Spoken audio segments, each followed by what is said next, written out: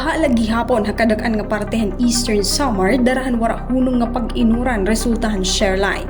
Ha inisyal nga report ng Provincial Disaster Risk Reduction and Management Office, sobra 8,000 ka pamilya o sobra 26,000 ka tawo ang apektado hini didtohin 7 nga bungto: Hahipapad, Maslog, Dolores, Canaved, Llorente, Balanghiga ug Borongan City.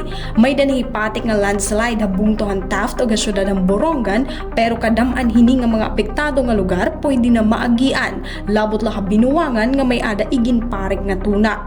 Dako naman itong tubig hawalo nga barangay sa Artiche sugod man didto ka Maslog. Nga nagihapon yan na diri pa na agian ang Farm to Market Road ha barangay Barok Canaved. Sumala PDRRMO wari pa naitala ang casualties. Nagpapadayon gihapon ang serbisyohan kuryente ug komunikasyon ha bug-os nga probinsya. Ginpasuspindi na ni Governor Ralph Vincent Ivardoni ang klase parahan niya nga Lunes hanggang tanan nga public ug private school sa probinsya tungod ang diri maupay nga panahon. Sugid man ang nga tanan nga biyahe dagat in temporaryo nga ginsuspendehan Coast Guard Eastern Samar yan ang adlaw.